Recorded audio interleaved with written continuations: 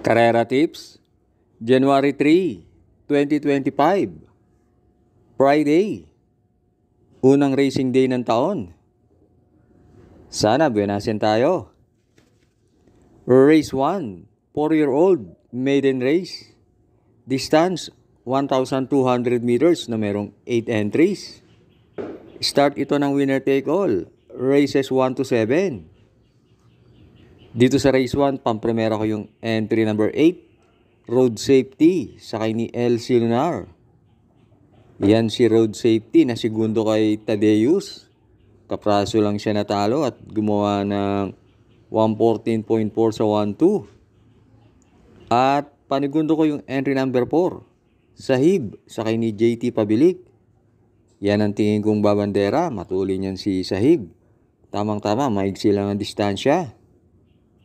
At yung numero 2 at 3, parehas yan, may barrier na 117 sa 1-2. Pero dito sa race 1, pampremera ko yung entry number 8, Road Safety, at panigundo 4, Sahib. Race 2, Pilracom Rating Base Class 5, 11 to 15, split. Distance 1,200 meters na merong 8 entries. Start ito ng Peak 6, races 2 to 7. Dito sa race 2, pampremera ko yung entry number 6, Mr. Manilenial, sakay ni JQ Cabarrios. Siya ang may best time na 114.5 at matuli niyan si Mr. Manilenial. Panigundo ko yung entry number 8, Top Feeling, sakay ni Jampo Leguse. Yan si Top Feeling, nanalo yan. Sa isang 1,400 meter race, gumawa ng 129.2. At kahit diremate yan, maganda naman ang numero niya ngayon. Kaya dito sa race 2, pampremera sa Mr. Manilenial. Panigundo 8, Top Feeling. Race 3, Pilracom Rating Base Class 5, 11 to 15, split.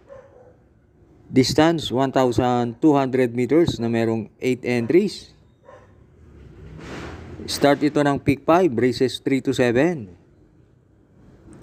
Dito sa race 3, pampremera ko yung entry number 7, Heroes del 96, sakay ni CP Henson.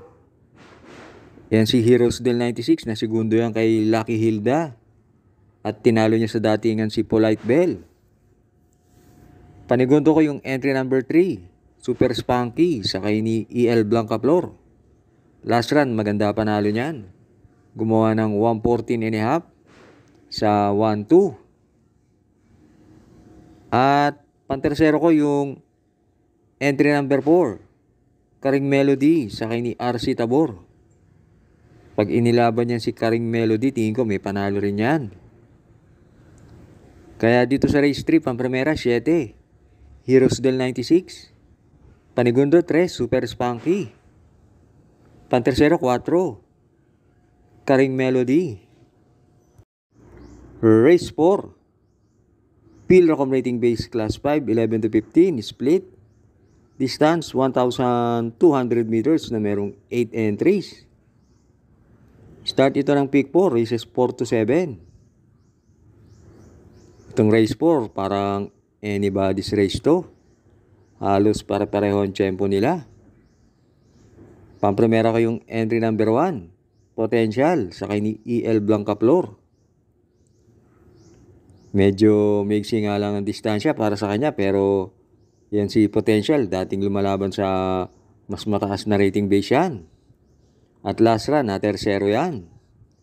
Panigundo ko yung tingin kong babandera na entry number 3, Malibu Bell, sakay ni Tupe Garganta. At pantersero ko yung entry number 5, Sunshine June, sakay ni NC Lunar.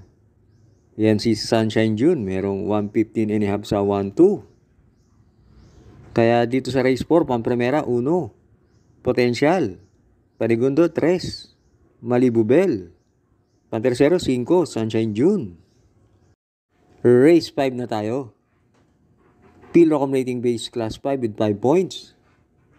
Distance 1,200 meters na merong 8 entries. Start ito ng huling DD1, races 5 to 7.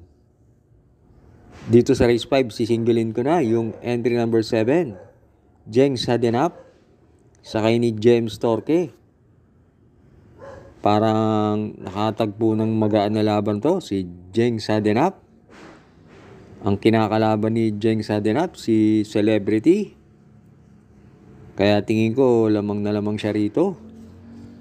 Kaya dito sa race 5, solo 7, Jeng Sadenap. Hi nga pala sa ating mga members na sina Sir Jonathan Africa, Mantebuan at Sir Florentino Ruiz. Thanks for joining. Last double na tayo, race 6. Pilrocom rating base class 5, 6 to 10 split. Distance 1,200 meters na merong 8 entries. Dito sa race 6, pampremera ko yung entry number 8, Hot Rat Hearts, sakay ni GL Ciego Jr. Yan si Hot Rat Hearts, na segundo yan kay Doña Chichay sa isang 1,400 meter race. At panigundo ko yung entry number 2, Step Bell, sakay ni Jan Alvin Guse. Last run, medyo malakas na labanan yan. At nasigundo yan sa ganyan din distansya. At pantersero ko yung entry number 4, Beautiful Day, sakay ni AB Sirius. May tulin yan si Beautiful Day. At lately, consistent yan sa kanyang mga takbo. Kaya dito sa race 6, pampremera 8, Hot Rat Hearts. Panigundo 2, Step Bell. Pantersero 4, Beautiful Day. Last race na tayo, race 7. Pilrocom rating base class 5, 6 to 10 split. Distance 1,400 meters na merong 10 entries. Dito sa race 7, pampremera ko yung entry number 9, Anyare, sakay ni JR De Ocampo. Yan si Anyare, sinusunod lang yan. Last run, gumawa yan ng 115.2 sa 1-2. At sa karerang to, maraming matutulin, kaya pwedeng mapabor kay Anyare ang karera. Panigundo ko yung entry number 6, Sound of Silence, sakay ni JD Flores. Yan si Sound of Silence, laging nabibitin. Sa tingin ko, madiskartehan lang na maigi ni JD Flores, may panalo rin yan. At pantersero ko yung entry number 5, Boss Pabales, sakay ni Jan Alvin Guse. Yan naman pag pinabayaan nila sa unahan yan, tingin ko kayang tumapos niyan. Kaya dito sa race 7, pampremera 9, Anyare. Panigundo 6, Sound of Silence. Pantersero 5, Boss Pabale. Maraming salamat sa inyong pagsubaybay. Good luck sa atin.